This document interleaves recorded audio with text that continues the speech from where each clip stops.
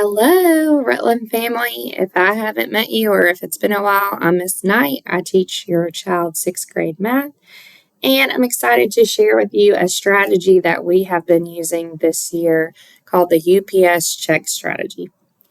Now, you might be wondering, why do we need a UPS check strategy? And that is a great question.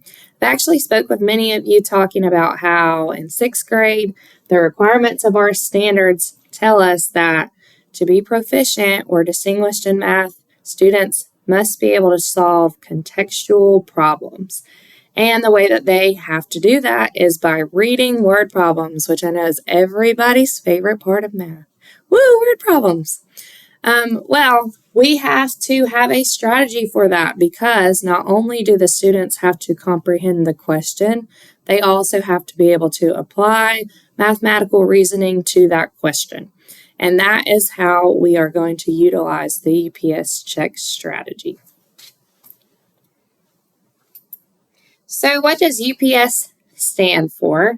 It stands for understand, plan, and solve. And these are 3 discrete steps that students should take when they are approaching a word problem. The first is to understand.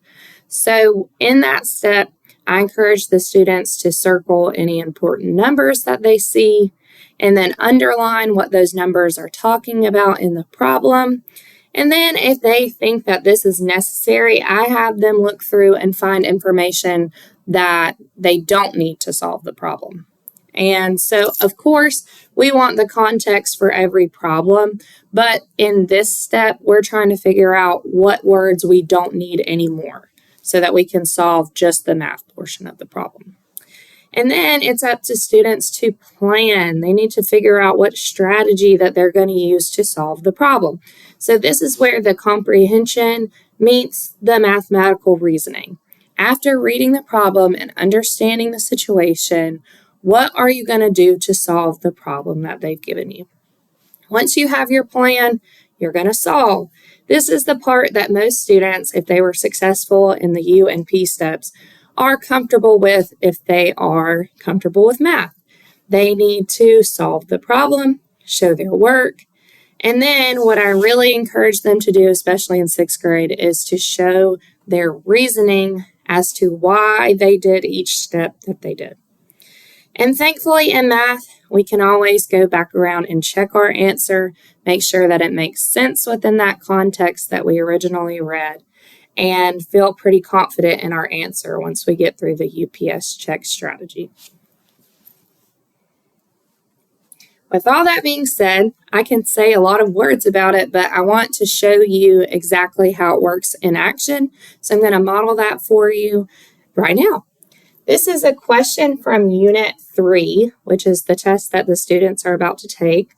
And it says, Amelia is making blueberry pancakes. The ratio of cups of flour to cups of blueberries is shown in the table below. How many cups of flour does she need if she has 1 cup of blueberries to use?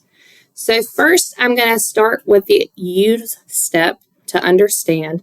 I'm going to go through the problem and I'm going to mark out anything that I find unnecessary, circle any important numbers, and then underline what their meanings are. So unfortunately for Amelia, I don't think it's super important that she's making blueberry pancakes. It is important that we're talking about ratios and that we're talking about the ratio of cups of flour to cups of blueberries. So I'm going to go ahead and write that in my plan section because that's going to help me plan. Cups of flour to cups of blueberry. And for time's sake, I'm just going to put B. All right. Is shown in the table below. So over here we have this table. On their paper, they added below. How many cups, so there's our question, how many cups of flour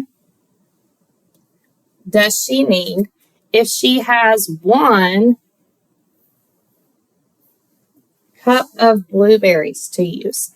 So now just from taking the time to break down the question, we know that we're talking about ratios. We know that we're looking for the cups of flours and that we already have 1 cup of blueberries. So for our plan, we have to plan what strategy we're going to use.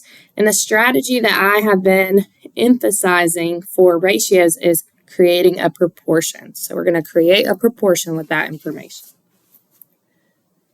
We have no idea how many cups of flour over 1 cup of blueberries is equal to, and then we're going to come over to this table and find our other ratio, 3/4 cup of flour over 1/4 cup of blueberries. So our strategy would be a proportion, and now we're going to solve using cross multiply and divide.